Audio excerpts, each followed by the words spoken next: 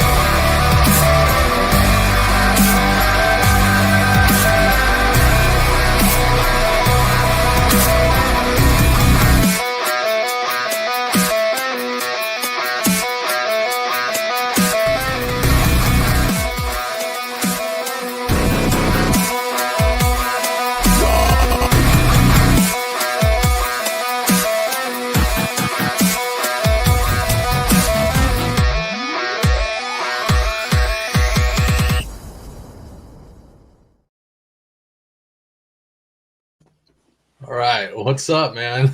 Going on. What is up, people? You went and got that hoodie. You guys are both rocking hoodies, man. I got my Kelly on. Yeah, my office gets warm, dude. I don't know. It's crazy. Yeah, it's warm yeah, in here. I don't know. I just feel cold. That office bakes, dude. Dude, yeah. Yeah, as you guys could see that my office is a different place now. So yeah, I'm slowly decorating.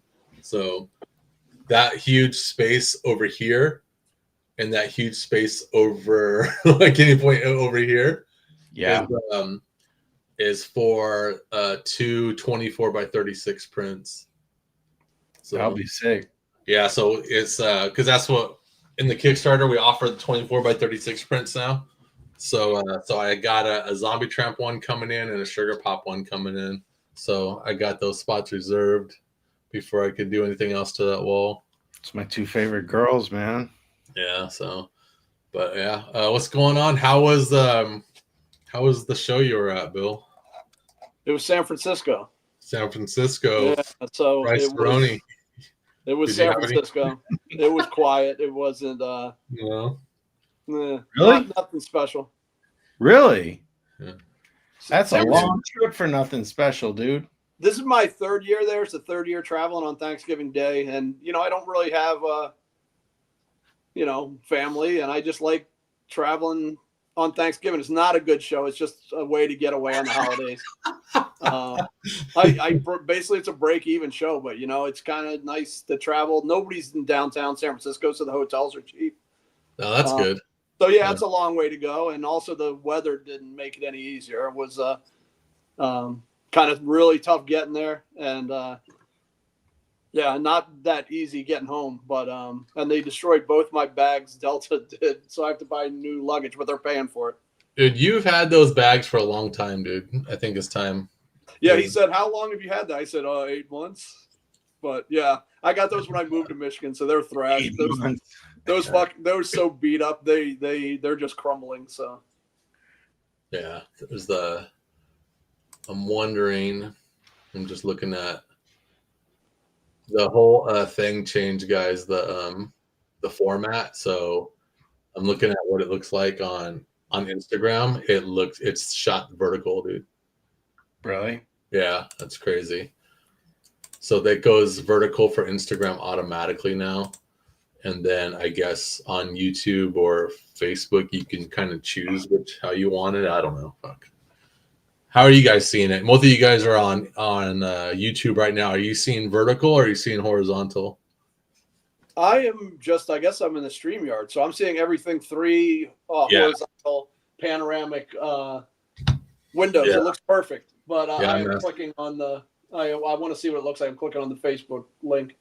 Yeah, I want to see how you guys watching right now on YouTube, was it like horizontal? James Warzonski says horizontal. Had to turn my tablet to see it better. same as always, horizontal. And then Sean Stewart on Facebook says he sees it both ways. Yeah, he's open-minded like that.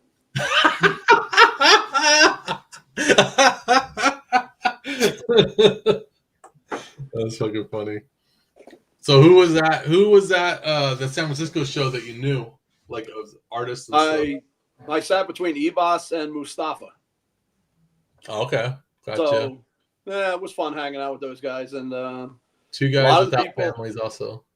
Yeah, a lot of the people. What's that? Two guys with families as well.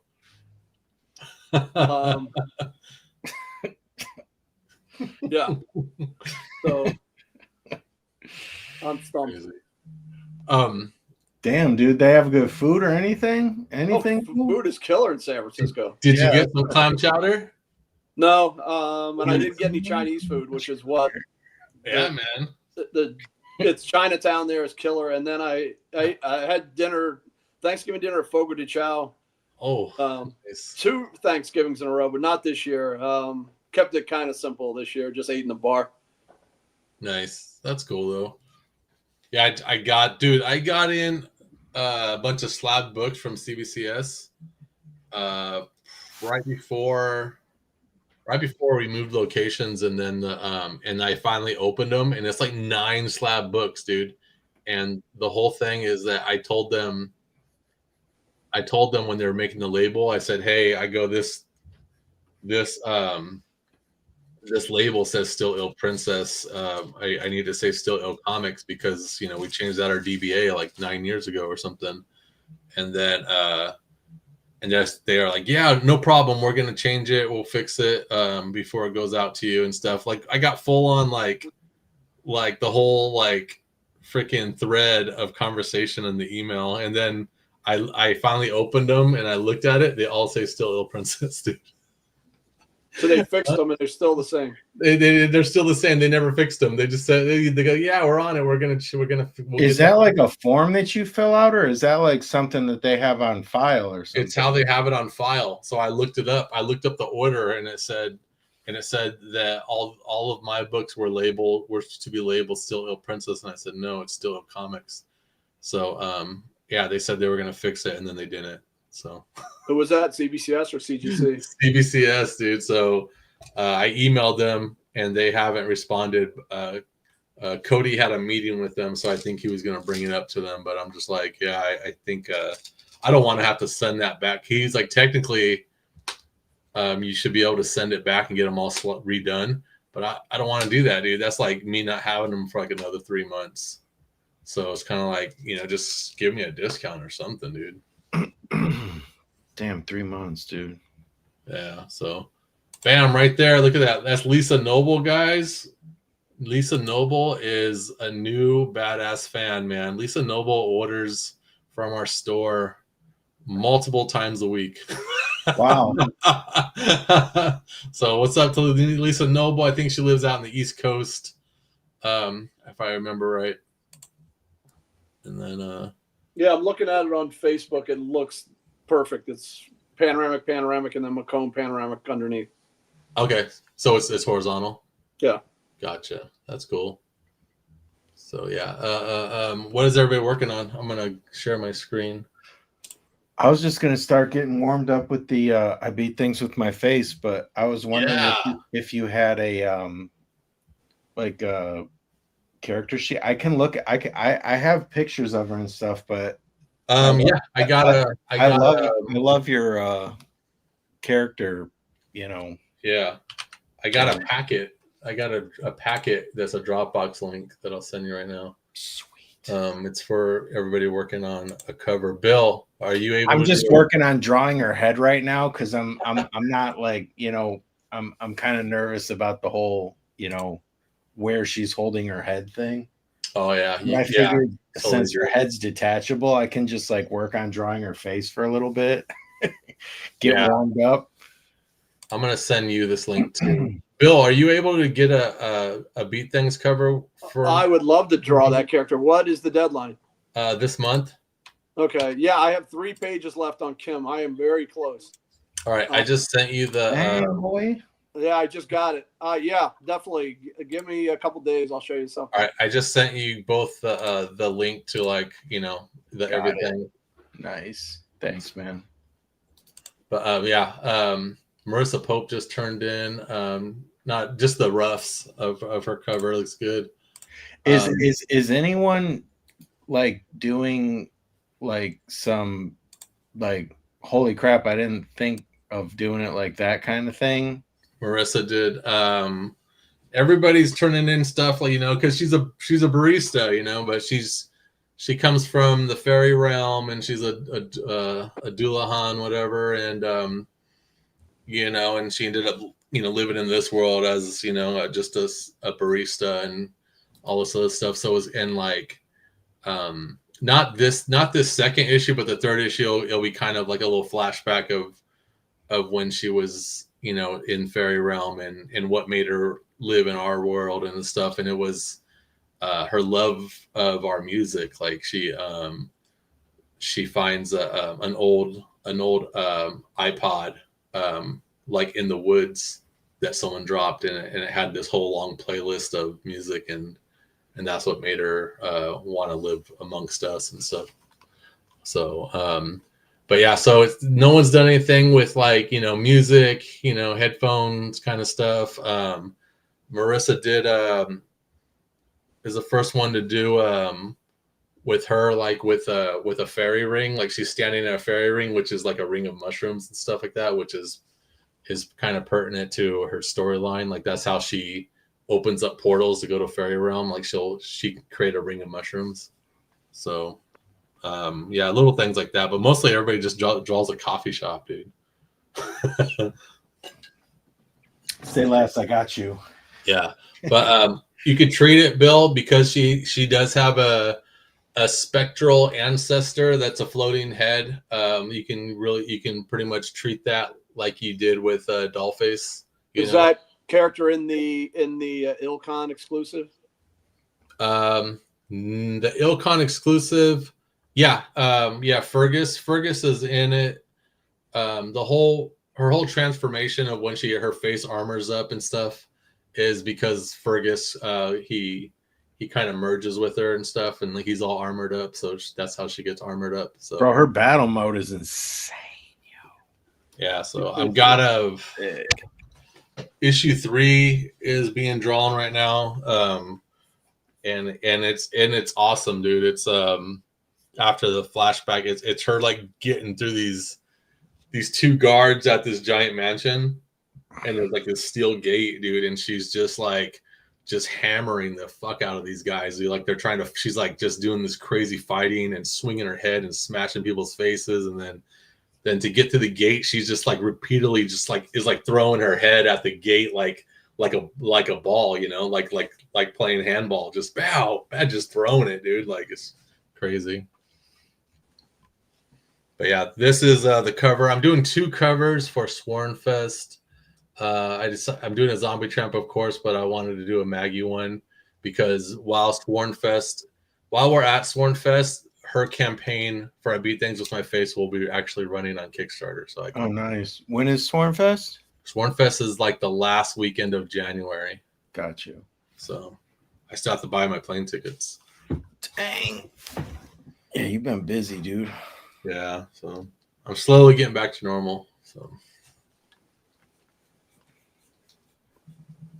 yeah, San Francisco, if anything, no trouble flying back. The day flew back Sunday night, flew out Thanksgiving Day, no troubles.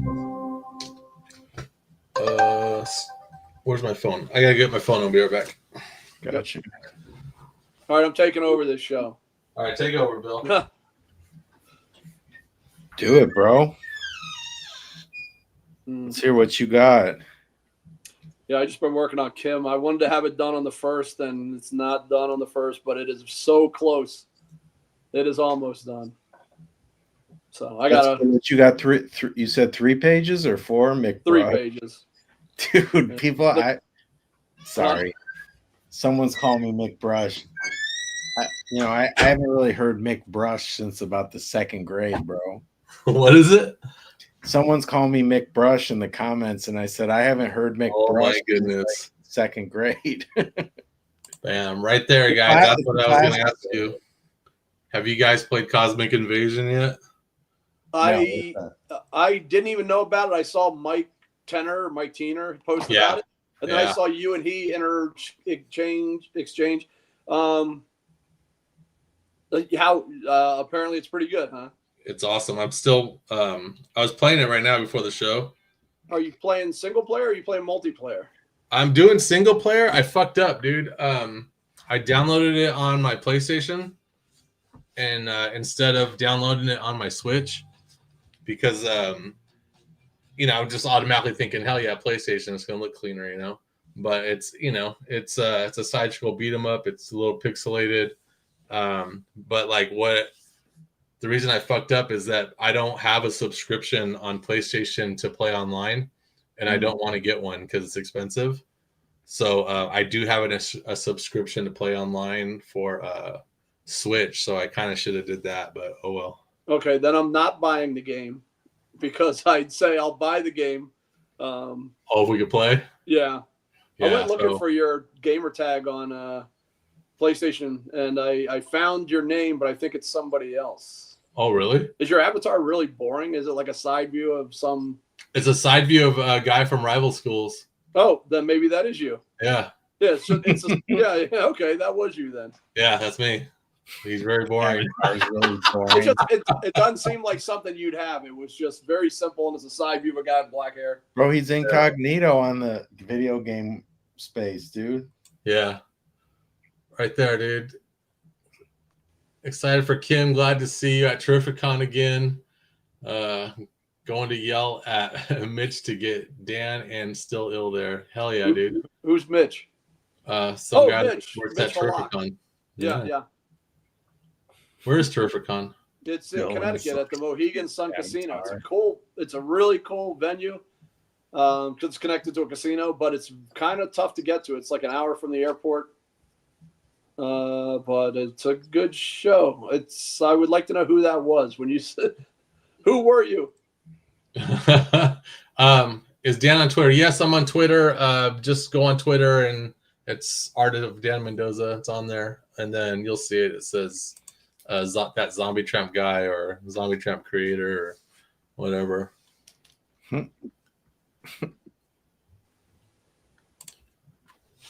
Where's my glove? All right, I'm going to start coloring this shit.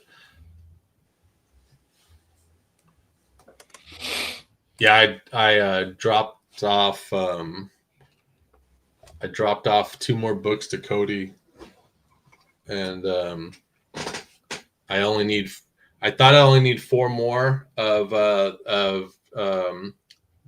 that comic magazine Zombie, Tales of the Zombie. Right. Because there's 10 of them in existence, but I found out that there's also an annual that's hard to find. So I got to find that annual also now.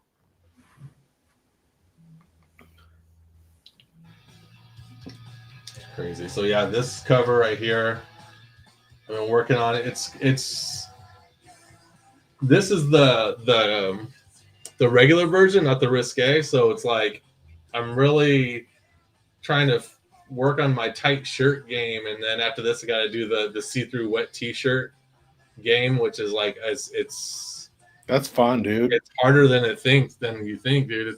It's kind of crazy, dude. That's what I meant to tell you, is that over Black Friday I actually got Clip Studio paint. Oh, you did?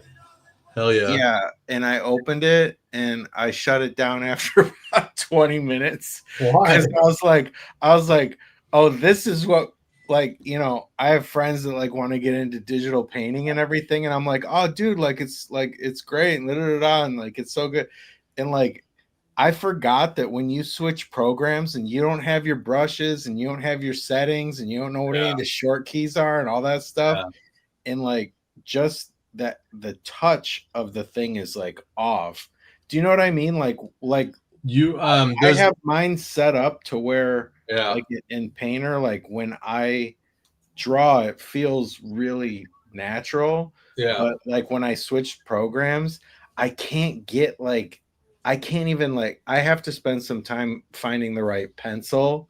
Yeah. Because if you can't find the right pencil, dude, it's just like, I don't know. But I got it. And I'm like, you know, I got my big toe in the water with it and stuff. It's amazing, dude. I just want to find the right brushes and settings to get going. Yeah. It comes with a good amount of brushes. I could send you, I got a whole folder I send you with, we'll have like 300 brushes in it. Oh, and then, but you can go into your edit preferences and you can actually mess with your pressure system and everything off your pen, like how it reacts, like how much pressure you have to put to get certain bigness and all that stuff. I gotta do that. I was just like playing around with it and just kind of sketching and just to get the feel of the stuff. But like, bro, some of them brushes, I mean, it's really making me understand like how out of date the software is. Like if I can find like a couple of the brushes that are like similar, if not like the same of the ones I use in this, I'd like fully jump over. But it's cool, man. I mean, like some of those brushes, dude, with like the like sparkles background, like all that stuff. I'm like, I just like do like one little stroke across the thing. I'm like, oh my God, that's amazing, dude. Like, oh, you don't have that? Painter is like very like everything that I draw and color and everything is basically like me like doing it. You know what I mean? Yeah. Yeah, I was playing with Clip Studio and I got away from it because I got Photoshop. I've never had a paid copy of Photoshop, but I've always had it. Then I went back to Photoshop for a couple of years, and then I see what Dan's doing with Clip Studio, and I went back to it, and all of a sudden the tools were just alien to me. It was like, what the fuck am I doing? But I need to dive back in and just use that exclusively instead of Photoshop because it does so many. It takes time. It's all about getting comfortable with like finding like once you find like the brushes that like suit your, you know, how you draw and everything, it's game over. But it's like it's really finding those.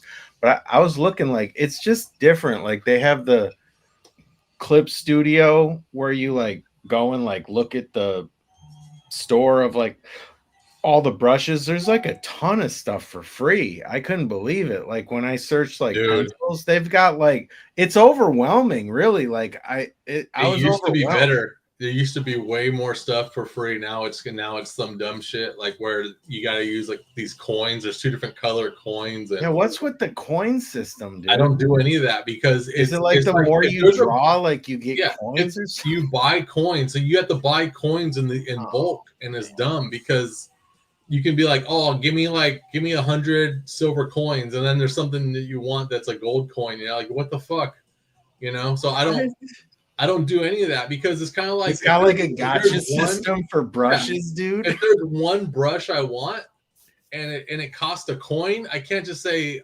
just buy it. I just want that brush. Just let me buy it, dude. Yeah, I'll give you $5 or whatever, but it won't let you. You got to buy your $50 worth of coins and shit. So I don't do it. Oh man.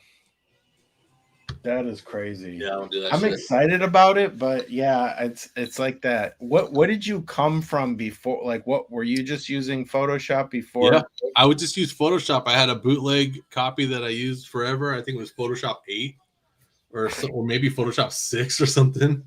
But yeah, I used that forever, dude. And then one day, it's when I first moved to Vegas, dude. I bought this Cintiq right here that I'm still using today. So it's like 9 years I've had this Cintiq, and then I downloaded Clip Studio, and that's it. And I just started, and I haven't gone back. So apparently it was called like Manga Painter or something. Yeah, it used to be Manga Studio or something like that. Yeah, something. Yeah. Yeah, when I got it, I think they had just changed the name. Yeah, so I had it on my old computer, but I never installed it. It was like right before I bought my M1 Mac or whatever. Yeah. So I actually had it. So I put it on my computer, but it was only version 1. Gotcha. So with the Black Friday sale, I upgraded it to version 3, but I couldn't go to 4 because, bear with me here for a second. Sorry, I know I'm being annoying, but I couldn't upgrade to 4 because my operating system has to be upgraded to use version 4. Gotcha. But if I upgrade my operating system, then my Corel Painter that I use on this isn't compatible with that. So I was like, oh my God. I'm kind of like in between. So I just went to like version 3. I don't think there was like a whole lot of like updates between 3 and 4. Like I think the base drawing system and all that stuff is the same between 3 and 4. Are you on 4? What? Of Clip like Studio? The version of Clip Studio? I have no idea. It's the latest one, dude. Yeah, it's 4. Because I had it, and then what was kind of cool is that I didn't have to rebuy the new version. I just had to pay less to do the upgrade. Yep. So I thought that was awesome. Dude, we got to get Bill on this digital stuff, dude. Yeah. Yeah.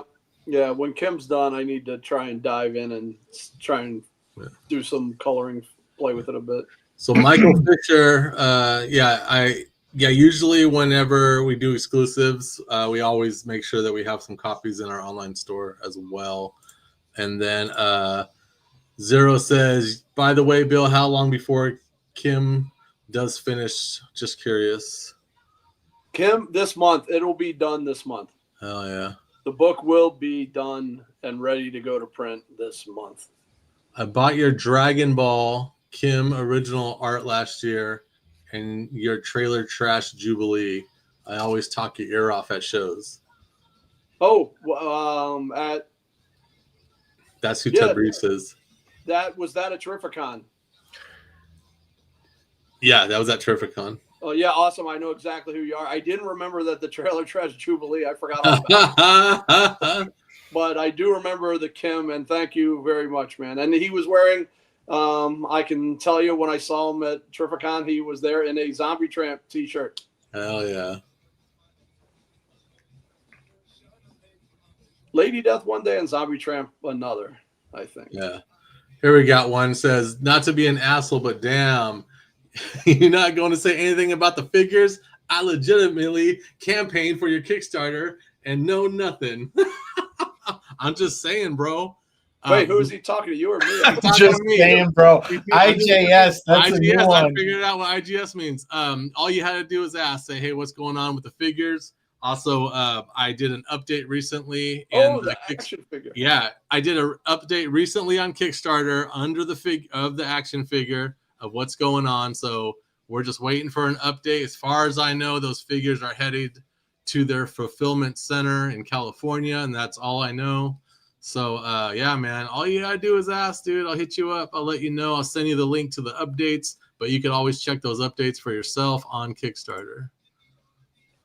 I'm just saying, damn, bro. I'm using IJS from now on. That's so dope. IJS is fucking sweet. IJS. I'm just saying. I will tell you that when I'm laying in bed. IJSD. I'm just saying, dude. When I'm laying in bed, I think about people who are waiting for the book.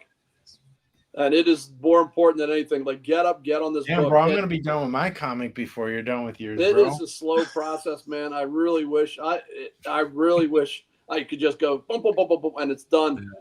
But I am working on it every day, and I think about it every day, like people who are waiting. So, somebody asked. I'm trying to find it. Someone asked about the our Black Cyber sale over the weekend that we had.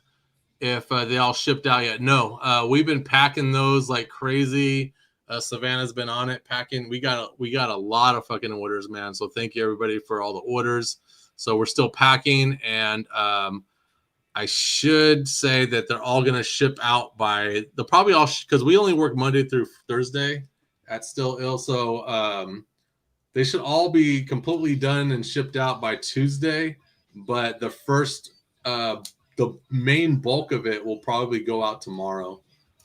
So can I make a similar comment? Go for it. I had a holiday sale, and it was the best sale I've ever had.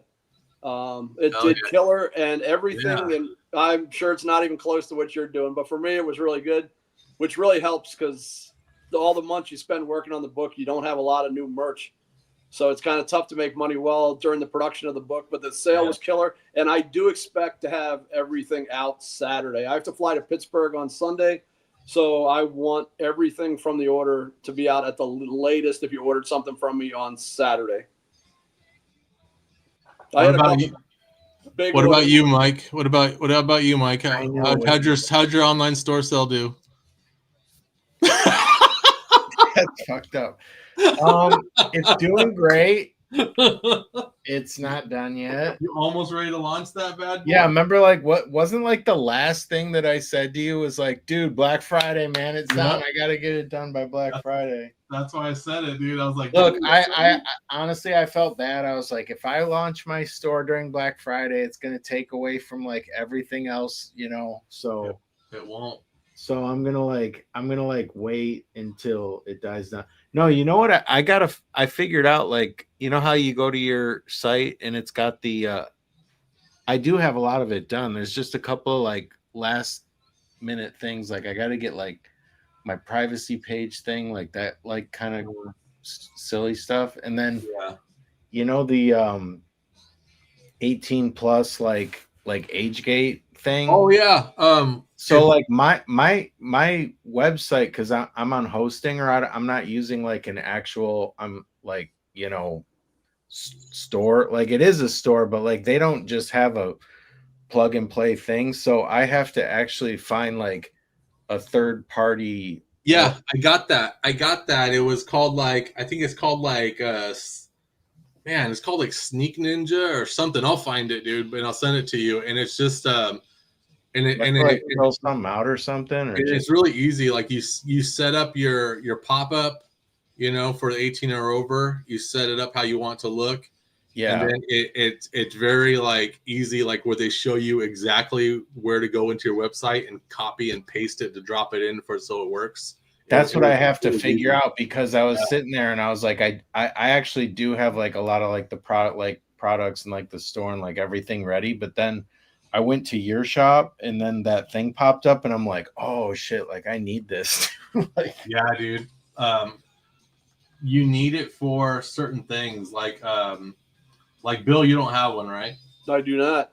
See, he's functioning, dude. So it's I just want to play it safe.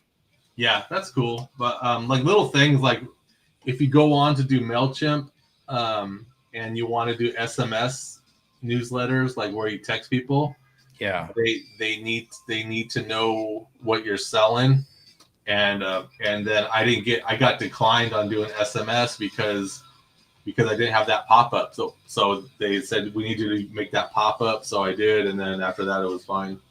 That's another thing I meant to, I don't know if you won't have the answer to this, but just to tell you, like one of the things is like I have the answer to everything. No, well, here's one for you then. All right. So, like the pay gates, like I have PayPal hooked up. It's all set because like I've already had it. Yeah. But like Stripe, right? Yeah. Which is like the main one. Yeah, the monopoly. So they basically, those are my two options, PayPal and Stripe. So I have PayPal like it's ready to go, like I could launch it, has it, but I'd like both because, you know, Stripe has Apple Pay and all that other stuff. Yes. So the thing is that they require to see your store live to take a look at it, review it, and like before they approve you. Yet the thing is that like I want the pay portal available when I go live. So it's like, how do you get around that? Am I going to have to just kind of like go live and then like when I go live simultaneously like fill out that thing and then like just have like a few days or a week like when it's like catching up or approved or what, like PayPal only for like a week or two? You have to do your PayPal first and let it run. For me and Bill, we use Big Cartel, right, Bill? Yeah. So we use Big Cartel, and it's evolved so much where new payment things just keep showing up, like where they got people have the pay over time option, they got PayPal, they got Stripe, they got Venmo, or they got like all that crap, like all those different kinds of pay things like that people can do. They can do Cash App or something. I don't know, but there's like 6 different things of people, the way people can pay now. And what was cool about when all those things became available, I didn't have to do nothing. I just have to say, yeah, that's cool, and then Big Cartel takes care of it. Wait, so you're saying that Stripe needs to approve your website, Mike, before you can use them? Yeah, they want to know. They want to know what you're selling before they like.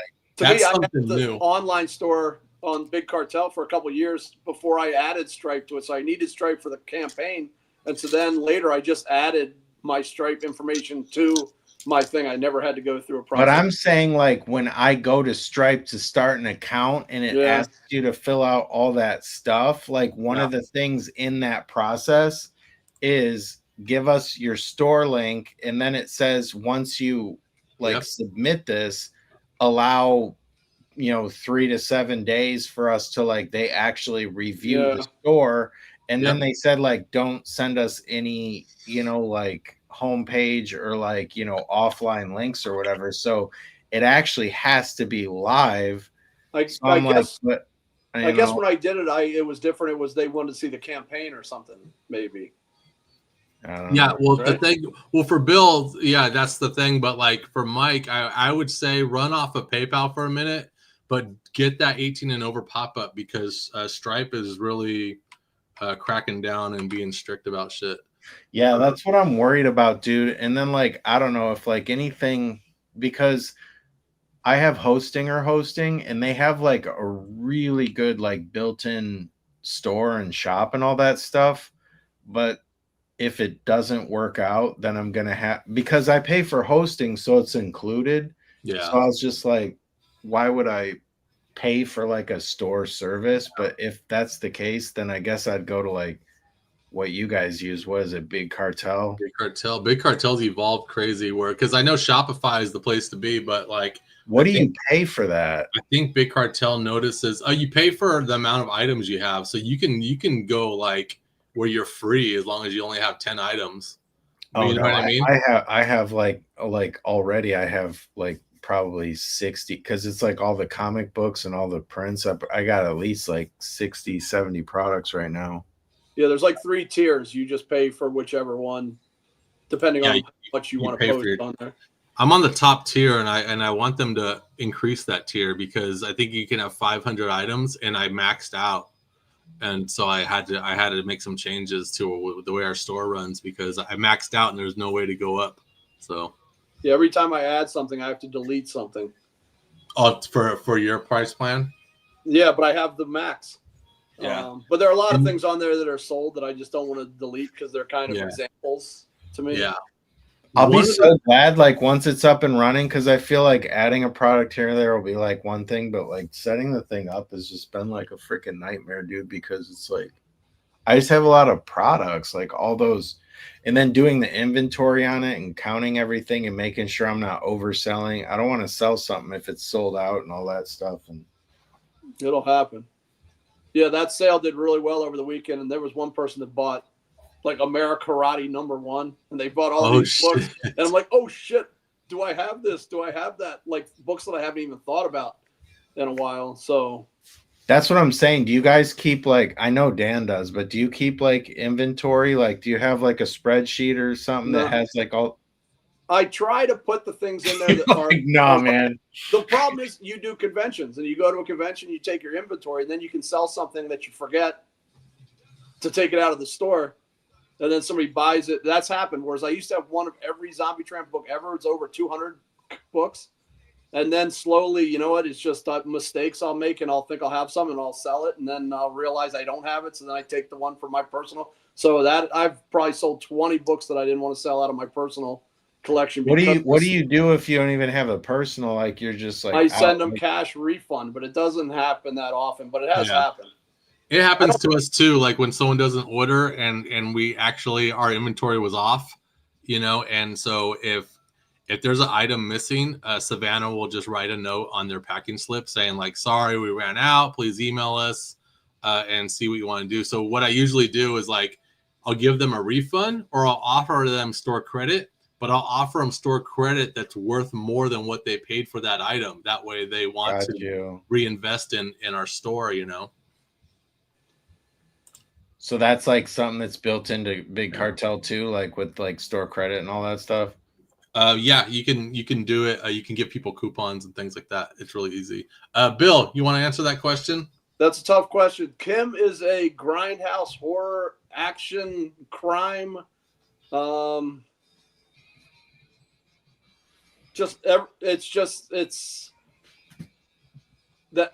Yeah, comedy. It's funny, but it's gory and it's sexy and it's everything I love about exploitation, blaxploitation, B horror, and isn't it kind of like a mind bender too? Balled up in one thing. What was that, Mike? I said, isn't it kind of like a mind bender too?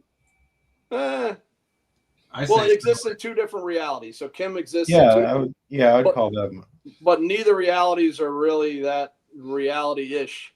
So it is a little tough to describe, but it is. I put my heart into it, and it really is just an amalgamation of all the things I love in horror and exploitation films, grindhouse films. Yeah, I say the story. Let me think of what the story of Kim is. Kim is Delusional. Yeah, it's a story about a narcoleptic girl that works at a strip club that drifts in and out of two different realities. Yes, and every time she drifts in and out, she kind of starts piecing together that reality and what it is. Yeah. So the long version is she works in a strip club in Florida during a mob hit gone bad, a zombie outbreak, and she's narcoleptic. Now she has to stay awake to survive this ordeal and this siege, but when she's asleep, she's drawn back into this delusional universe, which is kind of like a Doom post-apocalyptic universe. Well, she has to track down a boss, kill this boss, because she feels that's the only way that she can free herself from that universe so that she can survive in the other universe. Yes, and that's very video gaming right there, which is cool. Yeah, so issue 2, I'm just wrapping up issue number 2. It has already been on Kickstarter, and it picks up right where the other one left off. I did all the pencils, and Sanju Navangune did all the colors, and I feel really good about how it's moving along. Yeah, I always think about that when I'm writing like battle scenes and things like that. I'm just like how kind of like I treat it almost like a video game, you know, in a way where it's just like, you know, how would this roll in like a video game as far as levels, you know? So, yeah, originally the story was kind of like it was going to be she gets to this tower and she's working her way through it, and it was going to be like Game of Death, the Bruce Lee.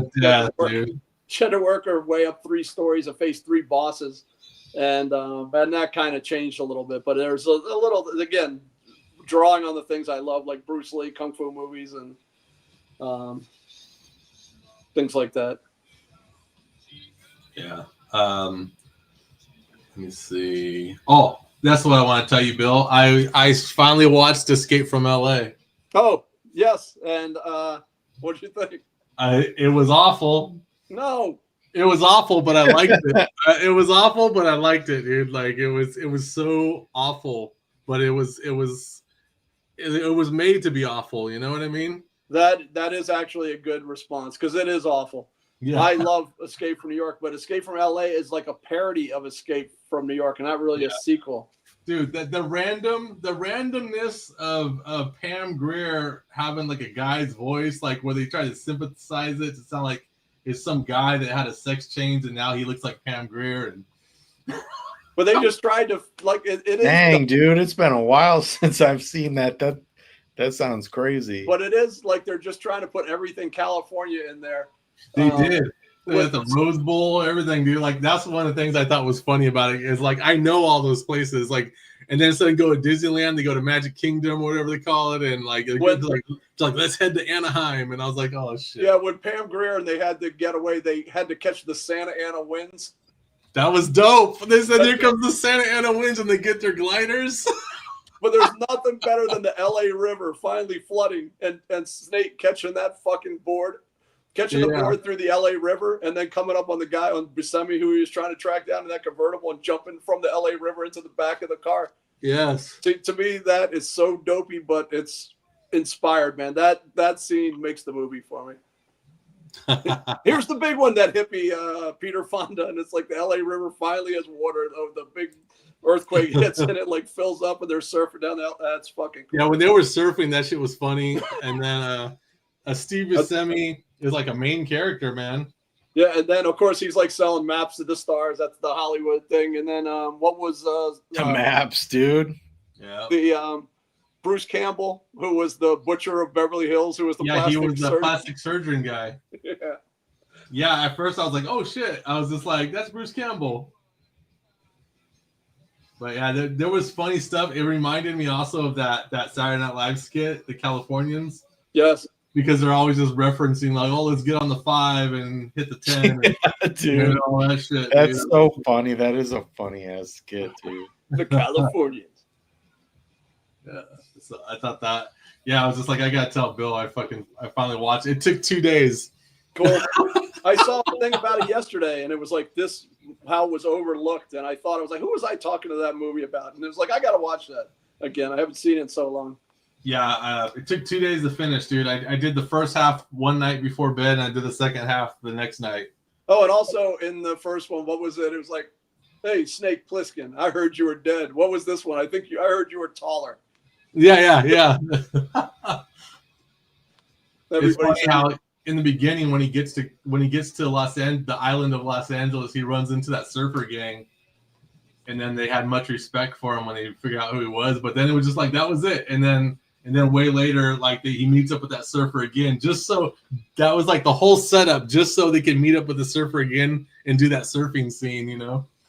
Cuervo Jones, right? That was the villain. Cuervo Jones, man. Yeah. And the thing with the basketball, Jones. where they had so the basketball thing where you couldn't miss the basket was kind of like the alternative for the baseball bat with the spikes in it part in Escape from New York.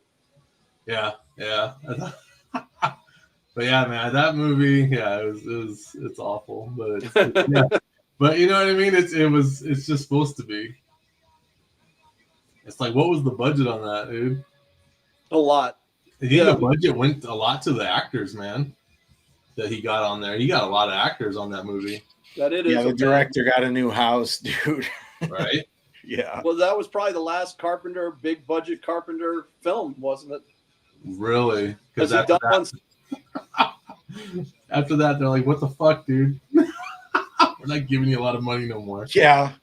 They're like, I don't know, man. That last one was pretty bad.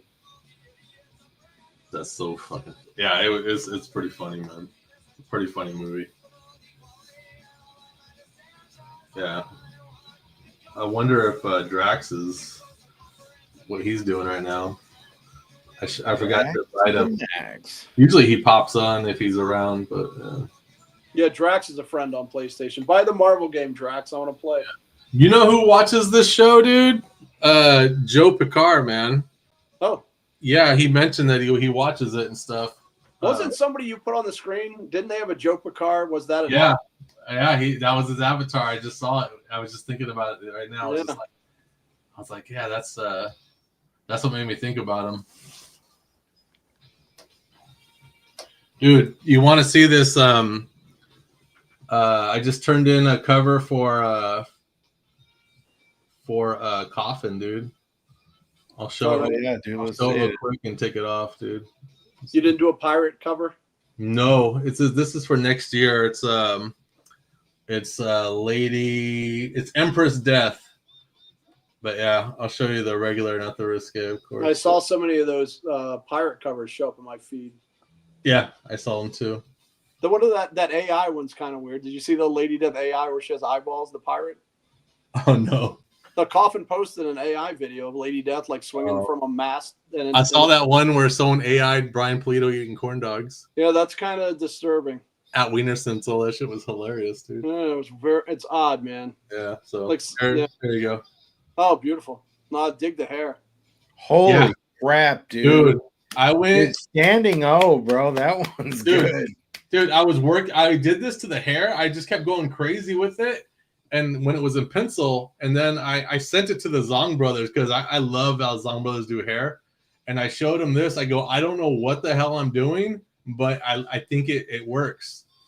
And do you know what they did, dude? They sent me a whole formula on hair, like the way it works. It's a subliminal triangles or something like that. Like things work in triangles, like the eye's comfortable with it. Mm-hmm. So it's a combination of hair looking like ribbon and also taking shapes of triangles. And they actually like drew over my drawing and showed every single spot where I made triangles happen and stuff. It's a whole formula for hair. So I'm gonna start. They said there's videos on YouTube and everything about it. So I'm gonna start looking into that more because I really want to get up my hair game. Damn, dude, cheat code. Yeah, that's freaking awesome. Yeah, the whole thing looks phenomenal, dude. Yeah, that was I did that cover. Well, I did the rough and got it approved, and then I think it was 2 days. I got it done in 2 days. When what's your hours spent per day? Like 4 or 5. 4 or 5. 4 or 5 hours, depends. Like, I stop, and I do shit, but that's good though. So you're talking about 10 hours, roughly 10, 12 hours, roughly about 10 hours. Yeah, 10, 11 hours to do a cover. This one's taking me longer, dude.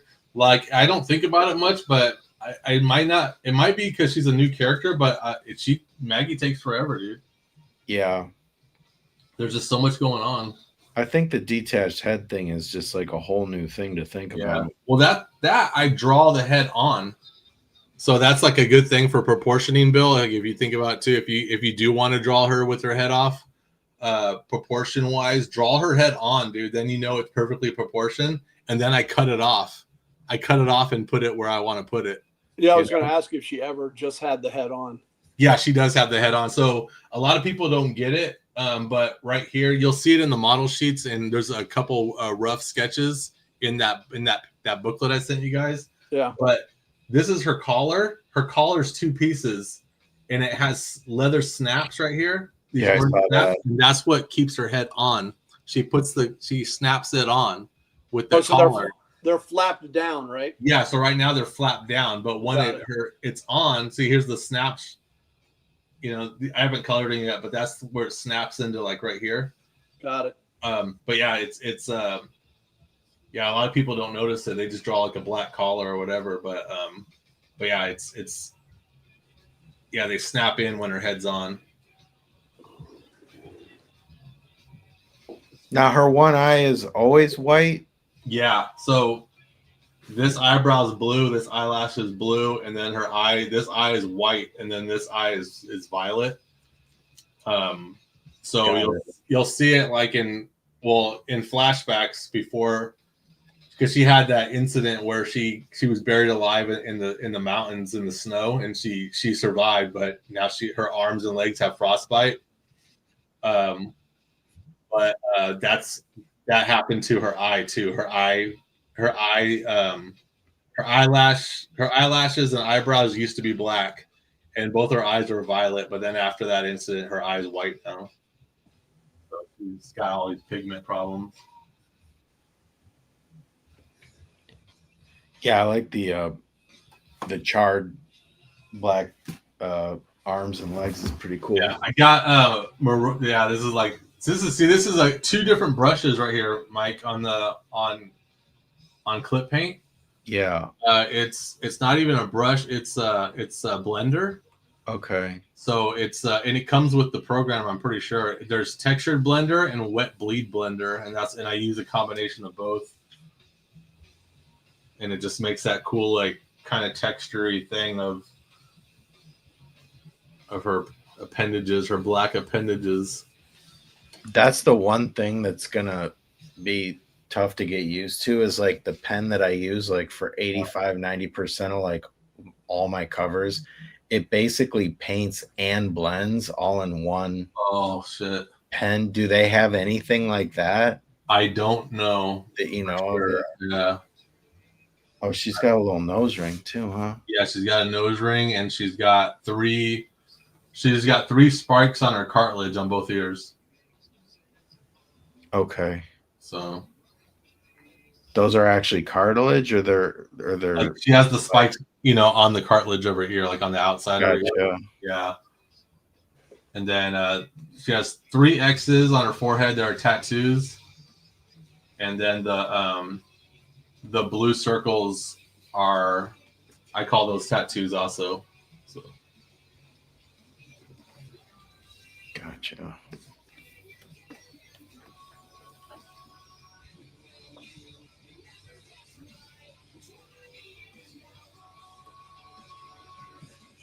Yeah, it's pretty sweet. Here's my souvenir from San. Oh, wait, hold on. Let me present that. Yes. It's just the new sketchbook. Was he there? Oh yeah, he lives there. Yeah. Oh, he lives in San Francisco? Yeah. So when I got when the cover came together for Kim, that's where it came together. Was at San Francisco. Also, it's such a slow show that you could walk up and talk to him. Gotcha. This one here, man. Look at that. Wait, hold on. You're going to do a show and tell. This is awesome. Yeah, that Baroness. That's dope, dude. They're all cool, but that one is. Is that Magneto? Yeah. Is there Magneto on there? There. Oh, no, dude. That's like Cobra Commander. Yeah, that's what it is. But, that's badass, dude. Yeah, he's too cool. Yeah, he wouldn't let me pay him for it either. That was awesome. Really? Did you ask him when his contract was going to be done? Bro, he'd make me pay like triple. Yeah. Because when the cover came together, that was exactly 2 years ago. And when he told me that he was under contract for 2 years, so that would have been 2 years. Yeah. This Thanksgiving or this month. I didn't think about it that he would even be there and that you were going to see him again. Or else I would have said, hey, ask him if his contract is over. And if it is, then find out if I can get a real cover from him. I should have asked him for another one. I didn't think about it. Yeah, look at that, dude. That's dope, Mike. Oh, thanks, man. I'm going to present this. Working on those heads, dude. Yeah. So one thing about Maggie, her face expression should be not impressed. Like very not impressed. She doesn't really smile. So. Gotcha. But even though I really like that one, so I say the one that's on the screen right now, that's the winner, dude. Right here? Yeah, because her eyes, yeah, that one. Her eyes are perfect, dude. Like where her eyes aren't completely open, they're kind of just like. Yeah, that's what this was the second one. I'm kind of getting that, like that really kind of like the closed, like. Yeah, you know what I mean, Bill? Where it's kind of like. Just like so should she be like aloof, or should she be like kind of snotty, kind of like more like aloof, like she doesn't care, like her nose is always kind of in her phone. She doesn't really like she's always she's like nothing gets her attention that much, she's always doing whatever. Bro, someone called me aloof. Do you guys think I'm aloof? Aloof? Yeah. When I hear the word aloof, I just think of that sponge, that loofah. Aloof. No, I think you're the opposite of aloof. I think of aloof as like, whatever. Yeah, I think you're pretty out. You're pretty energetic, and I think you're good on the show. I think you keep the conversation going, and that is the opposite of aloof. I don't see it. Yeah, that guy was a jerk, bro.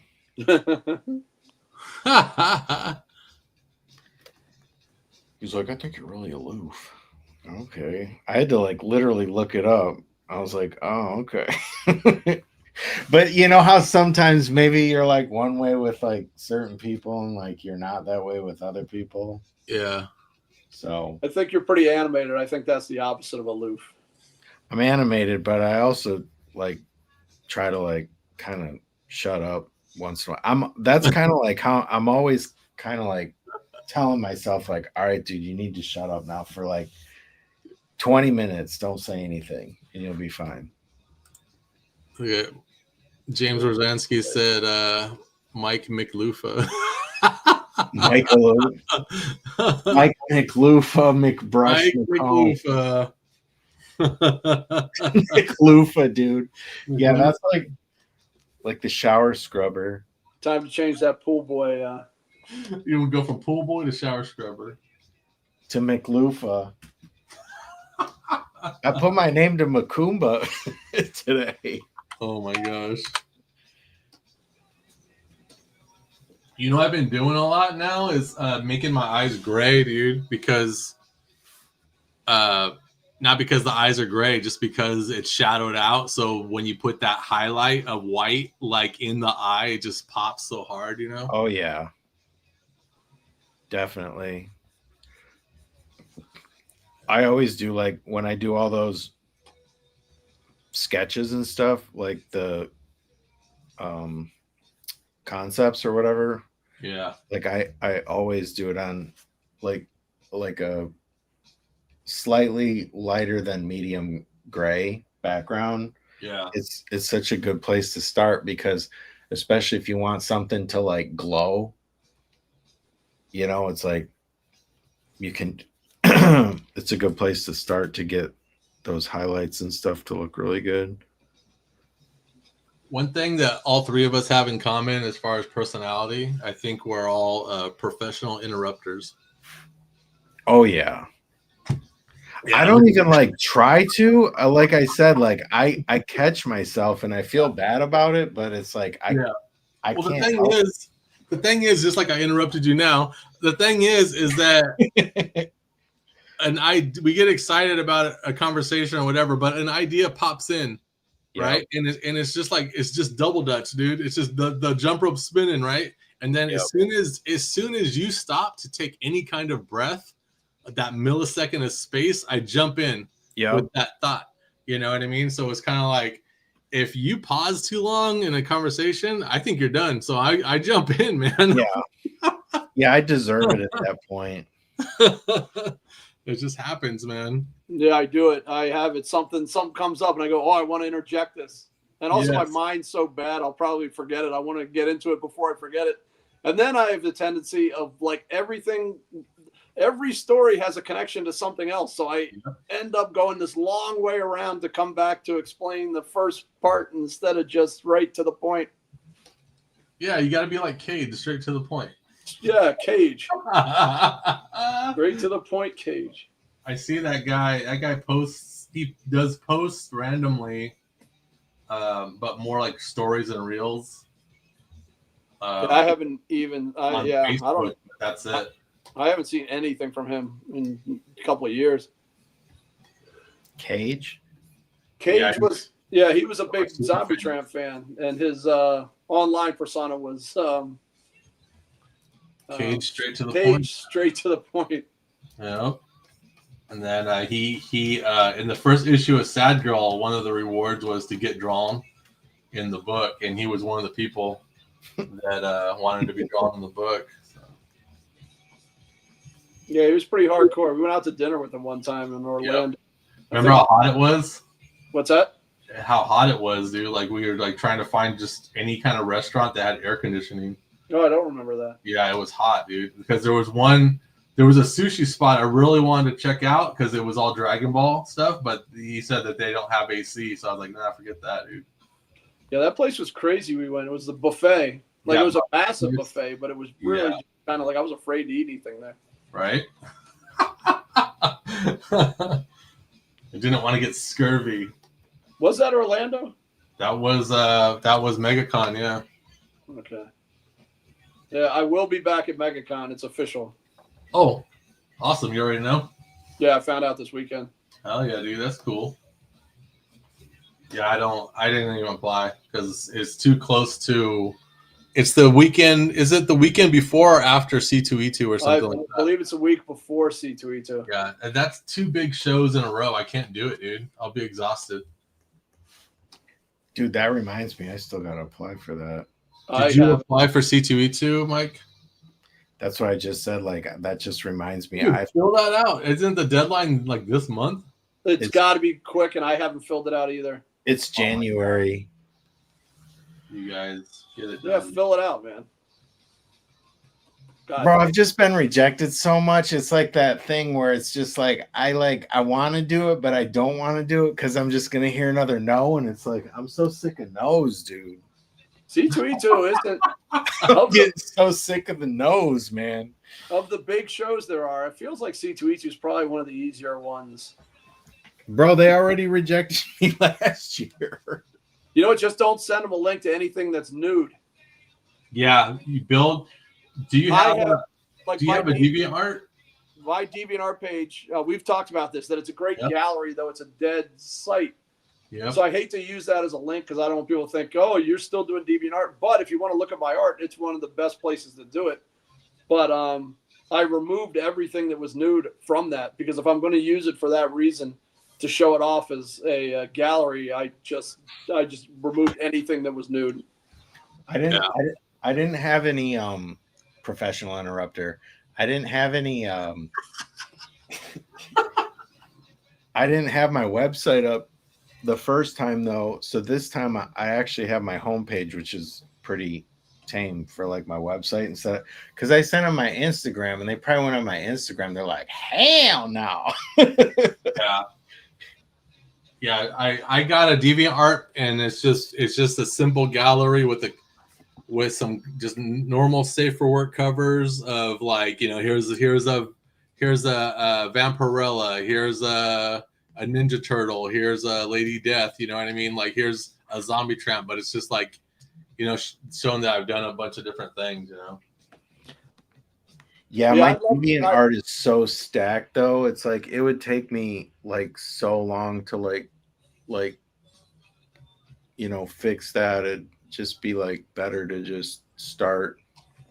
I don't know, a Kara or something. Like, have you guys heard of that? Or like Blue Sky? Have you heard of that? No, but I know ArtStation. Yeah, there's I have an ArtStation and I only have one post on there, so maybe that would be a good place to start. It would. Put all your art on there and use that. I have like an old Harley Quinn from like 2015 or something. It's like the only thing on there. That's hilarious. Yeah, you know, put 10 of your best things on the ArtStation and use that as a link. Yeah, that's a good thought. I'd love to know how they actually make the decisions of who gets in and who doesn't. Like Dude, at this point, I don't even think they look at. They know me. I've been going there for so long. Yeah. That I know they'll decide if I'm in or out just based on what they know of me. Not probably not even looking at my link at this point. But I've never been denied from C2E2. Really? And I've gone there maybe 13 years. Well, that's why though, because you're like in, bro. I used to get denied from C2E2. I remember I got in. The first time I got in was because Vince Hernandez pulled strings.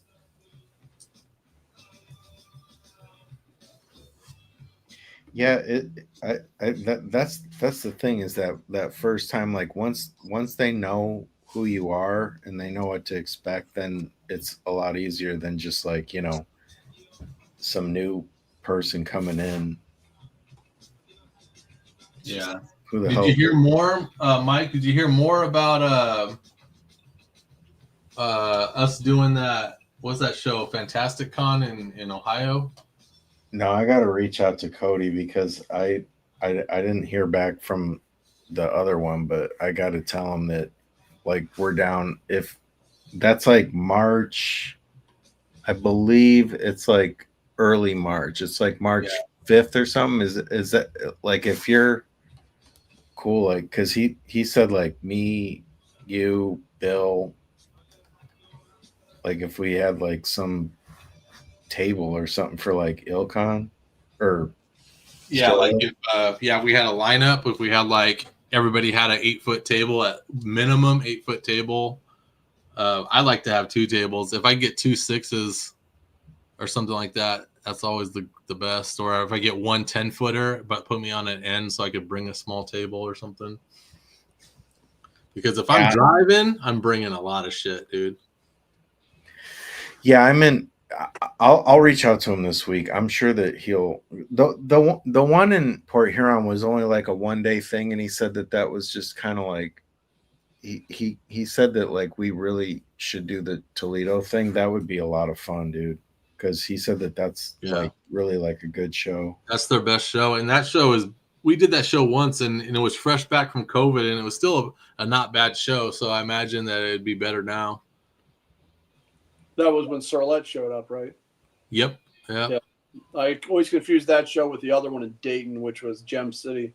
Yeah, Gem City was lame, dude. It was a big show, but man, there was nobody there. Yeah. What is the third quarter Patreon cover going to be? That is going to be Sad Girl Psycho Baby. There's the Joe Picar avatar. Yep. Is that the only one? Wasn't there another one? Or it was just Michael Fisher? Yeah, it's just Michael Fisher. And that's, what's her name? The drawing of... is that Miss Marvel? That's Miss Marvel. Dude, fucking... is that Miss Marvel? Is it Miss Marvel? Yeah, I think it's Miss Marvel in Cosmic Invasion, dude. She's a pretty good fucking character, man. I think that's Miss Marvel. Who the hell? So you're having fun with the one player?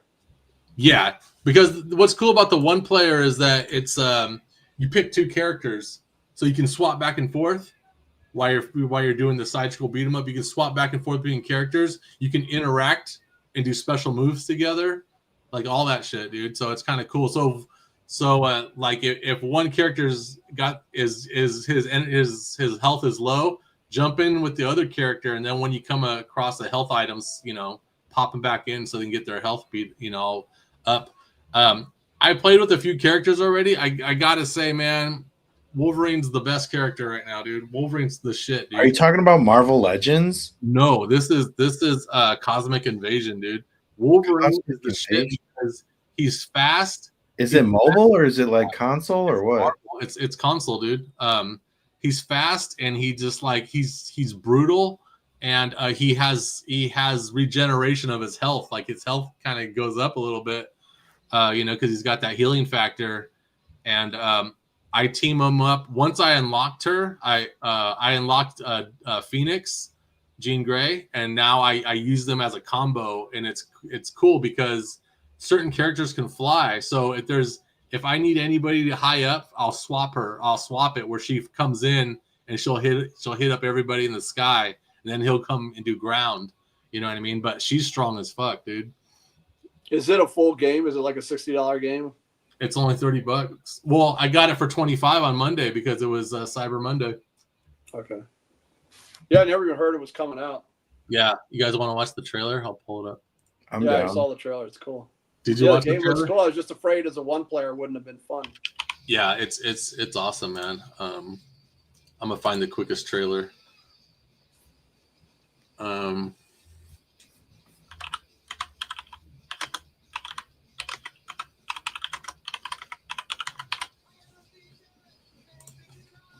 Let's find the shortest one.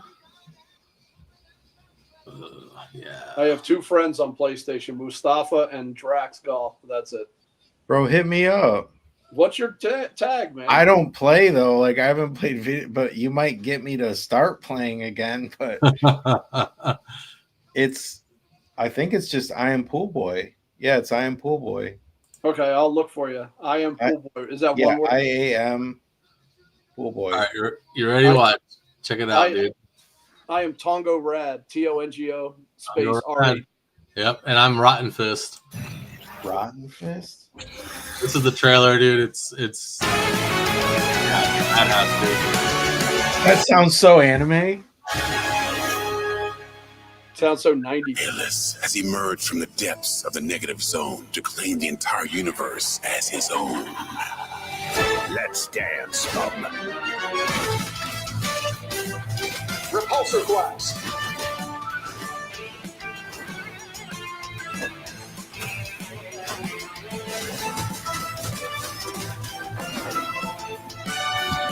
Good old team. Go forth, spirit of vengeance.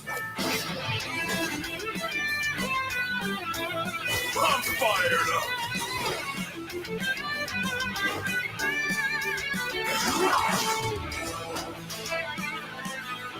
Blazing shield.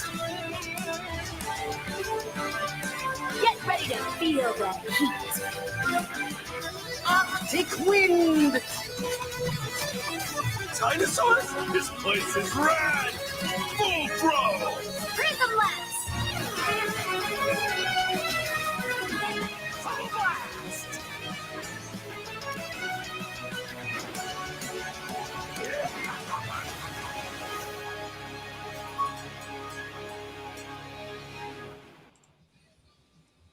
Yeah, that's that, dude. It's freaking. That's like arcade style. Yeah, it's so dope. You can play arcade mode, or you can do like the full story thing.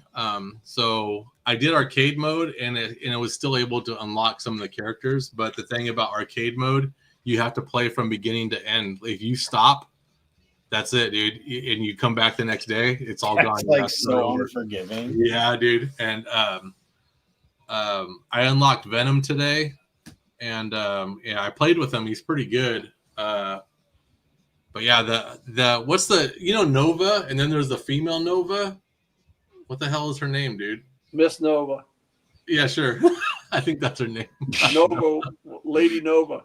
Yeah, but yeah, she's awesome. She has a sword. When she hits someone with the sword, not only do they get hurt, but they have like a residual effect afterwards, where there's purple bullshit on like energy on them, where it kind of messes them up a little bit still, So that's cool. What else about it? I haven't tried Ghost Rider yet. It's Cosmic Ghost Rider.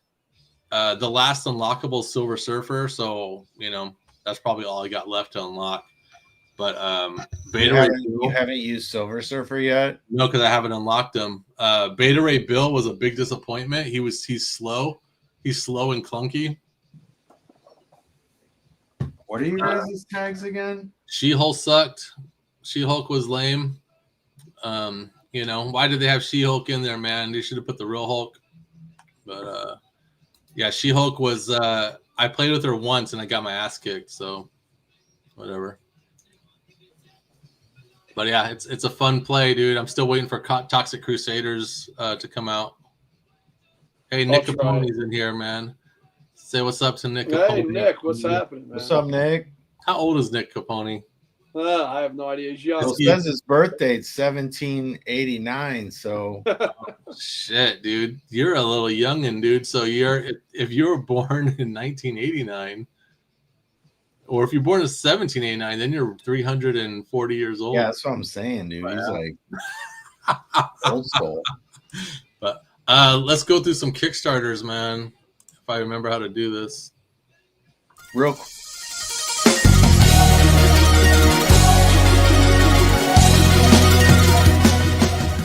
How about this one?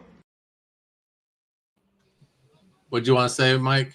The tags, real quick. The tags? What tags? PlayStation tag names. Oh, mine should be Rotten Fist. I am Pool Boy.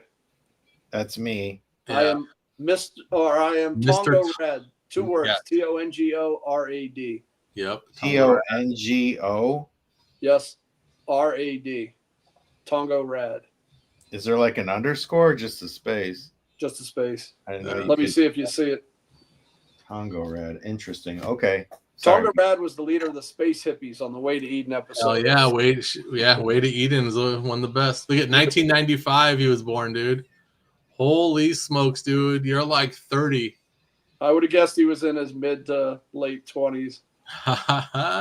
Yeah, dude. Super jealous. Woo. Crazy, dude. So your voice just started changing. You got the Stridex pads, all that stuff, dude. Do you have any gray hair yet, Nick?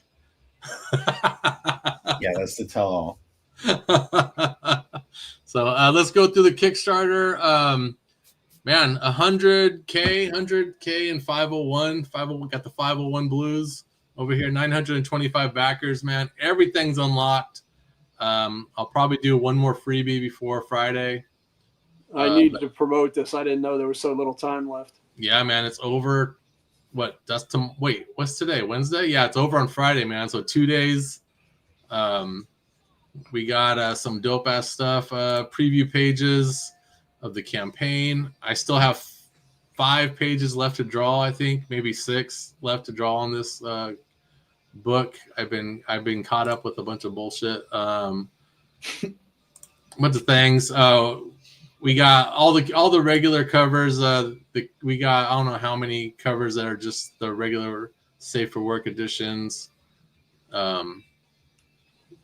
King Rupert, man, killing it. We got the Mike McCombs.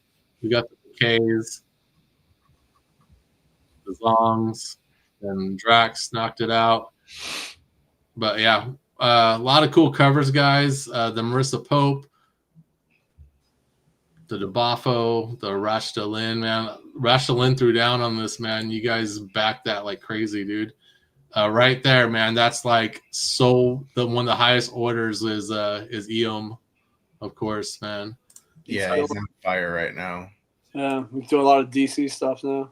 Yeah, so we got as add-on covers, we got a sketch cover. I started doing this now where you just put the image on the side because it's just fun. Like if you never get a sketch on, at least you have this cool art. Yeah, that's cool. We got the Bleeding Heart foils. These are printed on red foil, so anything red on here is going to be foil. So the Zongs did a cool Zula. We got the Nightmare Lynch Playmate, all on red foil. Same thing with King Rupert. Everything red in this background. And he's got 3 versions on that. And then we got this Eom, dude. That whole background wall and floor that's red is going to be all foil. To everybody that said I can't do boobs because I'll be blacklisted from the business, go fuck yourself. Yeah, this is Eom, guys. Fine. Yeah, I don't want to do nudity. I don't want to do nudity because I don't want to get blacklisted. Eom works for DC, so and he's red hot. Think about that. They have no problem with it. Yeah, so same thing. I always told people back in the day, I'm like, look at Bruce Timm. Bruce Timm draws nudity and pubic hair and whatever, dude. Look at Adam Hughes. You go to art school. That's what you're on day one. Nude bodies. Yeah, exactly, dude. Like anyone who's, dude. Yeah, art school's just like you walk in first day and they're like derobing. You're like, all right. Yeah, here comes somebody nude walking right into the room. And it was the first time I did an art class where it was life drawing. It was at City College. It was Cerritos College. And the first time, like I was like 19 years old or 18. I was 18 years old, dude. And I'm sitting there and this woman disrobes, and that made me uncomfortable, dude. Like I was just like, oh shit, this is, you know what I mean? It was just awkward, dude. I'm just like, oh yeah, because I'm just a little nerdy kid, man. I'm just like, yeah, I've been there too. I've done like life drawing classes when I was that age, also. And yeah, it's a trip, man. So yeah, we got the Mendoza medals. These are all embossed medals, which are amazing. They're all textured and stuff. If you guys haven't got an embossed medal yet, man, I recommend you get this cover because it not only looks good, it feels good. It feels good. Yeah. The 2 animated lenticulars right here. We got the Bill McKay animated lenticular and the Dragon. Look at that. I have not promoted that. I forgot all about that. Gots to, man. Look at that one. Yeah. Awesome. Yeah. And then the autograph edition where we print your name on the actual book. So this is that She-Hulk homage. We did a pure white background, and someone asked today if they could put because it says hey, and then you put whatever name you want in that word balloon. And someone says, "Can I put Boo Boo Kitty Fuck?" And I was like, "Well, you look at it and judge for yourself if it's gonna fit in that balloon, because if it doesn't, they're gonna shrink down the font. So you don't want your font super small. So just kind of be realistic about it." Would Van Hooven fit in that? Yes, Van Hooven would be Hooven, like Van dash Hoove bash Ven. Like how you sign your name, Mendoza. Yeah, I could fit a Mendoza in there. That's 7 letters, man. But didn't you used to stack it in your signature like MEN-D? Oh, I do. Yeah. It's DAN and then next line MEN and then the next line DOZA or something. I don't know what the fuck I did. Yeah. But yeah, so we got 3 versions of that. We got the stacked edition, guys, which is the whole story of issue 60 plus every single cover in this campaign right here. So it's square bound. That one. This one, like I said, that Lady Death took me like 2 days. This one took me like 5 days. Wow. This is like way more because I'm not used to drawing from behind. So I really wanted to work on that butt, you know, and all that stuff. I needed that shoulder blade to be nice, you know. I really need that shading to go from the middle of the back and kind of fan up, you know, and also doing light coming from straight down. I don't usually do that. So it took a lot of thinking when I was messing with it. So worth it. Yeah, so that's a really good one. That is also, we got the challenge coin with Kaiju Queen on the back side. We got our Zula acrylic stands. We got the Comic Keeper, guys. And then we got the T-shirt. Imagine walking around with that on your chest. And if you have a belly, then it makes the butt even bigger. So heck yeah, dude. That's this is the image that we're using for the 24 by 36 inch wall poster. So I should have this on my wall when we do the show again next time. And then as usual, we unlocked the statues for this campaign. So we got all 4 available. Some of them are limited. And then you can get, if you missed the last issue, you can jump on that right here. You got 2 different versions to pick from. And then we got all the back issues. And then we also got the promotion for I Beat Things With My Face, issue number 1, only $12. Jump on that. And then, you know, we got some unlocks. And then I just kind of repeat everything again. So we got some last, I think, unlocks were these stickers set by Cirque. And then we got some 11 by 17 prints. So they're all double-sided. So Heyo. Yeah, cute on one side, kinked on the back. And then we got a Macomb on one of the prints.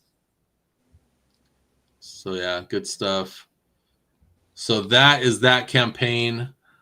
Jump on it if you haven't already, man. Like I said, man, like last campaign we got, I think, over 1,000 backers. So we're looking for the last 75 of you. If anybody's seen them, tell them. Tell them they're missing. So your friends, YouTube. Yeah, tell your friends, man. Let's see, any comments? I think I have to fill out a backer kit thing for one of them, but like the thing is like once I filled out like one of them, yeah, is does that carry over for all of them, or you got to do it every single time? Every single campaign has a different backer kit, dude, because it wants to confirm, is this your right order? Is this your right address? And do you want to add more shit? Okay, I might be one of those 75 assholes. I'm not sure. So there's some other campaigns going on, guys. Let's see if I have them saved. This one just ended, and I caught it just at the end. I thought it was dope. I really like the style of it. It's Beelzebubs, whatever. So these are babes. Nice. Yeah, these are the daughters of Satan, and I really like the art style. It's very kind of a little bit Magnolia esque. So yeah, look at that cool cover, man. It's very phallic. Yeah, cool. Yeah, these are the interiors, man. Look at that shit. I thought it was really cool looking, man. Look at this. Yeah, those look great. Oh my god. The interiors make it look like it's kind of like older paper. Everything's kind of with the off-white. But yeah, it's cool stuff, man. Look at that guy's face. Yeah, but these are the characters. They're not the prettiest of gals, but hey, man, this book looks awesome, man. Yeah, I dig the style though. That's really cool. I would have backed that if I'd seen it. Yeah, really cool style. Let me see what else. Tarot, Witch of the Black Rose just ended also. That was amazing. I grabbed some goodies on that. Where is it going? With Jim and Holly. This poster that they gave out, check out this thing. They did an international backer boost just because the cost of it has gone up so much. Like they gave this print to everybody that was international, dude. That's awesome. Yeah, it's a cool idea. It was crazy. They sent me this print like just as a gift, and it's a pretty big print. It's like 20 by something, dude. Oh, so wow. I think this one is a smaller one they're sending them though. Was it folded or rolled? It was rolled. So that would suck if it was folded. Yeah. Yeah. So yeah, I got a few of the Raven Hex covers. Really cool. Like this one was awesome. This one was really cool. So that was that. That ended. And then what do I got saved? Let's see what I got saved. T-Bird and Throttle ends like, in 2 days, just like mine.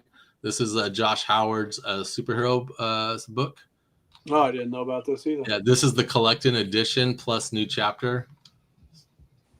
So that's a cool story. And he's currently is working on the script for Zombie Tramp versus Dead at 17. The outline has been approved, and he's working on the script, and he'll be drawing that probably around January or something like that. So that's exciting. That's cool. Yeah. Yeah, this is freaking awesome, man. His stuff is such a like animated series looking stuff, man. It's just really cool. Yeah, it's fun. Yeah, it is. Tucci's got a Round Revenge of the Warrior Kickstarter. This already went on Indiegogo, so now he's putting it on Kickstarter. And this is, if you guys are fans of his character She, this is I think this is She's daughter. I think I could be wrong. Yeah, this was the original She before he turned it into She. So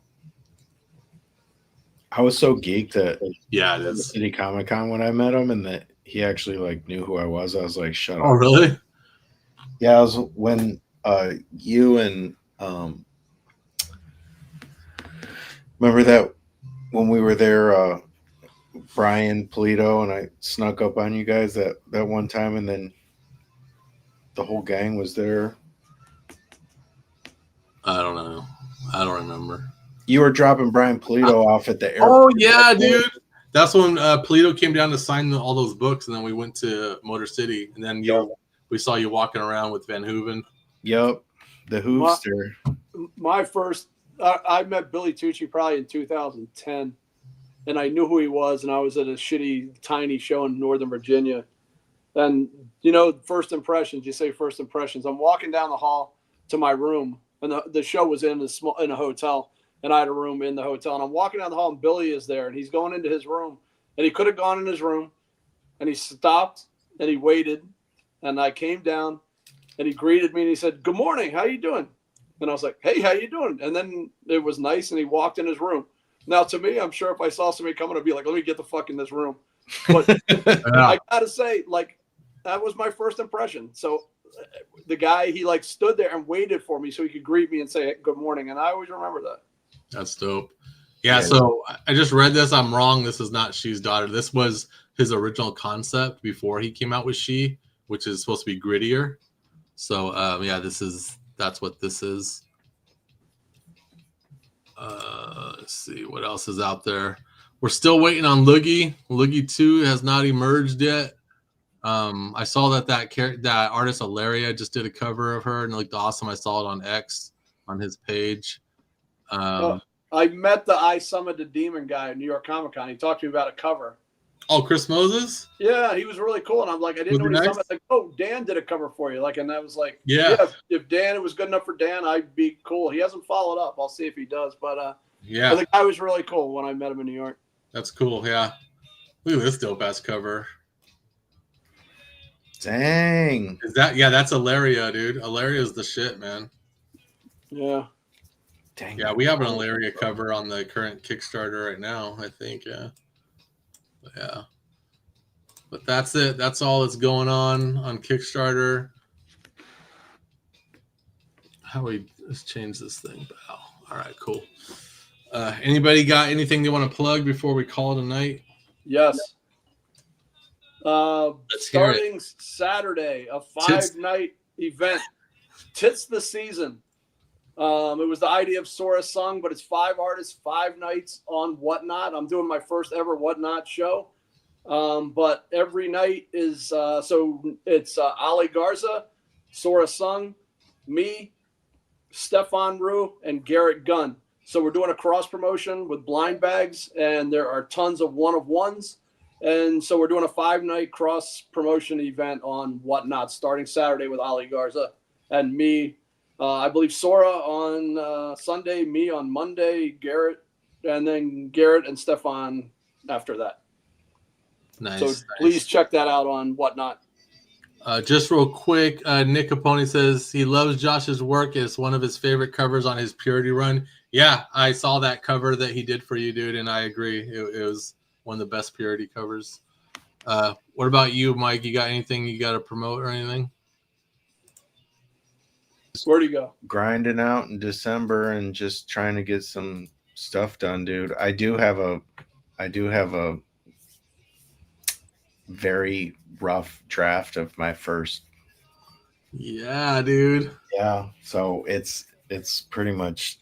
I'm still like I'm grinding on that. That's like what I'm really excited about. Are you reserving like one day out of the week where you just work on that only? Yeah, sometimes it's like I kind of started dedicating my Mondays to that because I'm like Garfield, like I fucking like just hate Mondays, you know? And I was just like, you know what? Let's make Mondays fun, dude. Like if you're gonna, you know, so yeah. I kind of, unless if there's like, you know, something to do. I have a lot of like, you know, covers and stuff to do, but yeah, I've been dedicating pretty much Monday or Saturday or someday, like, but then yeah, like at nighttime and stuff, like just before I go to bed, instead of like doom scrolling, dude, I just like start like writing or sketching things that I got an idea for and stuff. But like that's pretty much it. I'm really hoping to get that, you know, done by like May of next year is my goal. So heck yeah, man, that sounds dope. Have fun with it. Don't think of it as work, man. Think of it as oh no, it's so it's really just like fun, dude. Like when I was like, you know, the first night that like I stayed up and like actually kind of like, and it's still just like a first draft kind of thing, you know, it's not like set in stone. But like I went to bed that night with the biggest smile on my face, dude. I was just like, why wasn't I doing this like forever, you know? So but we'll see. I'll definitely run it by you guys before. Hell yeah, man. Yep. Crazy. But that's kind of like my big. Yeah, as Kim now it's stressful. That's what I'm saying, Zero. That's what I've been talking about. Sorry, go on, bro. I gotta put it in people's hands, but it is really stressful, and it should have been done a little bit more before I launched. But at the same time, as these pages are coming in and they're colored and like this thing is coming to life, it is so kind of like, it reminds me like the process is also just so rewarding that I just, so it's mixed feelings where I'm at with this thing right now, but you have no pressure to get it done. So like when Kim started, there was no Kickstarter, and bro, if you seen my bank account, dude, you'd see the pressure, dude. Trust me, there's pressure, dude. No, I know what you mean. Like, I'm not rushing anything. It's kind of that thing I've been thinking about for like years, you know. So it's kind of like at this point, just like spewing out. You know what I mean? It's really just getting those like names, like the names down pat, and like the character designs, because I'm so freaking indecisive, dude. Dan just like nails the shit, dude, and it's like I'll be like, I don't know, man, like go between like 20 different hairstyles and shit, dude. It's just like I don't know, but dude, it's all Ramna 1/2, dude. Ramna 1/2, like that old anime. What was cool about that, and also Inuyasha, is that the character design is exactly the same. They just change the hair. Yeah. All they do. And so like to this day, I always think about that. Like in theory, there's only two faces I draw. Yeah. Like, and that's it, you know, and it's like, you know, and then I change proportions, like boob sizes. Yeah. Like skinny or thicker girls, or I change forehead heights, like little things, just little subtle things. Yeah. Dude. I'm definitely drawing it just like in like my most comfortable like style that like just, you know what I mean, when I sit down to like draw and like so that like you said, like you're gonna be drawing these things a lot, dude. So make sure you're not doing something you don't want to do, or like trying to make it like way too realistic or like this or that or whatever. But it's just like, no, I have a major problem with continuity, like drawing the characters over and over and getting the proportions right. And this one has a nose ring, a lip ring, and like it's just every panel. And you know what? In the end, the book is fun. It's supposed to be fun, and I am just like when she's fighting, she got spikes on her shoulders. There's no, you impale yourself just by lifting a sword. Yeah. So I have to kind of, I have to bend reality, and I don't care. I want it to be fun. It doesn't need to every panel be like, well, why is her thing like plug in her ear? It looks a little bigger in this panel than that. It's like, you know, I just move on. I'm in the lines. I'm doing my best to make tweaks, but as far as continuity goes, it is not my strong suit. But I don't think in the end that it takes away from the book. No, I think the readers give people like wiggle room, dude. It doesn't have cartoonish to be enough and not based in reality. So yeah, that wouldn't work on X-Files, or, you know, if you were doing something like a adaptation of something. But in my book, I think the continuity doesn't have to be exact. No, and also I let every artist kind of bring to it what they want. I think that's more fun than being very strict, that it's like, oh no, the hair is exactly this long and this is exactly that long. And Red Seas Comics, it was in here, guys, so that's cool. And then Nick Capone went to Joe Kubert school, dude. He's a graduate, I believe. Look at this, dude. Look at that. When I was a student at Joe Kubert, one teacher gave us, and I quote, the sexy woman assignment. Hell yeah, dude. That's a dope assignment. Yeah. That's all I did. Crazy, man. So I went through 4 years of art school, never got that sexy woman assignment. Yeah. I got frowned upon a little bit. Oh man. I got frowned upon just a little bit. Like one of my animation teachers, I think my third year, was it? Yeah, my third year of animation, my animation teacher he was a Mormon, and he was hardcore Mormon, like. And then when he would see how I draw and everything, and I drew like sexy girls and everything. And I'm working on this film. I was working on that film Mortal Hunter with the girl that meets the fat guy at a club and tries to eat him, and there's a big fight and stuff, and her boobs bounce when she walks, everything. And like awesome. when we work on our project, he has to look at it. He has to look at it at the end of every class. Like, and he would all of a sudden not have enough time when it came my turn. And one day he was just like, I was standing there with my tape, and he was like, okay. And he was just like really stressed out about it. He's like, okay, let's look at this. And then he started watching it, and then he was like, this is fun. And I was like, yeah, man, stop fucking, just calm the fuck down, dude. I'm not drawing porn or nothing, dude. Yeah, he was like, my 5 wives would love this. Yeah. Yeah. Yeah. It was just, I think it was also because I would drink soda in front of him and coffee, chocolate. I drink soda and coffee, like just shotgunning shit. And yeah, anything else that Mormons can't have, I was all about it. So. Soda, coffee, and jiggle physics, dude. That's the kryptonite right there. Yeah, just jiggle physics. I can have 5 wives, but not coffee. Oh my gosh, dude, that's hilarious. But yeah, I remember that that kind of stuff, and that's when the whole thing when I went to school where I started getting the most kind of criticism of girls don't look like that, you know. Girls don't look like that. That waist is too thin. That boobs are too big, and then I started just being like, you know what? You're stupid. So I started being like, I'd be like, look at her eyes. Her eyes are too big. I go, her head is too big.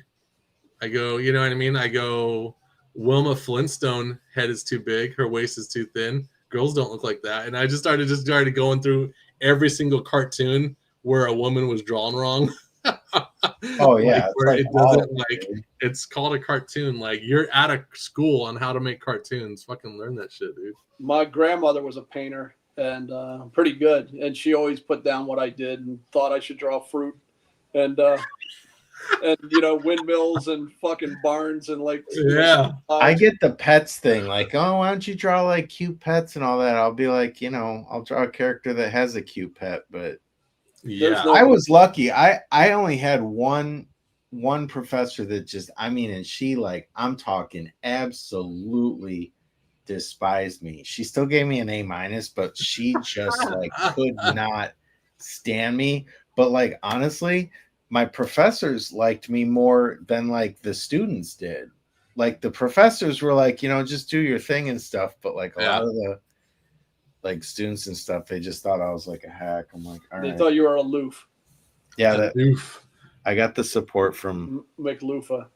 Yeah, McLufa. That's what you got. McLufa. Oh my gosh. Let me see. Yeah, I took non-credit courses, but I never went to actual art school. And in high school, they basically were like, give me 5 drawings at the end of the semester. Like I didn't have to do what the class was doing because I was kind of far beyond paper mache and what all the dumb things that they were doing. So I never actually had to do the things in high school in art class. All right, I'm going to share this real quick, guys. I got to share this because it's amazing. Yes. Eastern Market. It went up today, guys. Eastern Market in Detroit. The bronze RoboCop is now permanently installed at Eastern Market, dude, in Detroit. I have to go. I got to go take a picture. Look at that thing. That thing's a beast. That thing's like 12 feet tall. Where'd they put that, though? It looks like some abandoned warehouse. No, this is Eastern Market, dude. I've been there before. It's like this. It looks like it's Detroit. It looks like Detroit. But you know what I mean? But like right in front of this building by Eastern Market where it's like a giant farmer's market and stuff like that. My friend works at Eastern Market. Dude. Yeah? Yeah, he works at like a restaurant brewery place. Yeah. Dude, this thing is badass, dude. Look at that. Dude, that thing's insane. They've been like talking about installing that thing for like almost a decade. Look at how tall he is. That is awesome, man. Yeah. So this took almost about 9 years, like because they were making it. It was a Kickstarter, and then no way, that was a Kickstarter. That was like a Kickstarter, and it got funded, and then they're gonna make it, and then all of a sudden, COVID hit and all this other stuff, and it ran into so many problems, and then he still finished it, and then it came to like, where are we gonna put this thing? Yeah, then you got to find a place that agrees to like put it there. Yeah, so for a while it was going to be like in some science museum, then it was going to be outside some building. So now it's finally it's at Eastern Market, which is awesome. I think Eastern Market's only like 30 minutes away from me now, so I got to hit it up, man. Check it out. So did you know they didn't shoot RoboCop in Detroit? No, I didn't know that. They shot it in Dallas because they wanted to look futuristic, and Detroit didn't look futuristic. But Detroit doesn't look futuristic. Yeah, so that's Dallas. All the skylines are Dallas. Yeah. Eastern Market is pretty much old Detroit. It's an old area. It's an iconic spot. So, but yeah. All right, guys. That's it. All right, good show. So. All right, it's good to be back. It was like 3 weeks of nothing or something. So 4, I think. 4 weeks, yeah. So I'll play the outro, and we'll see you guys next time.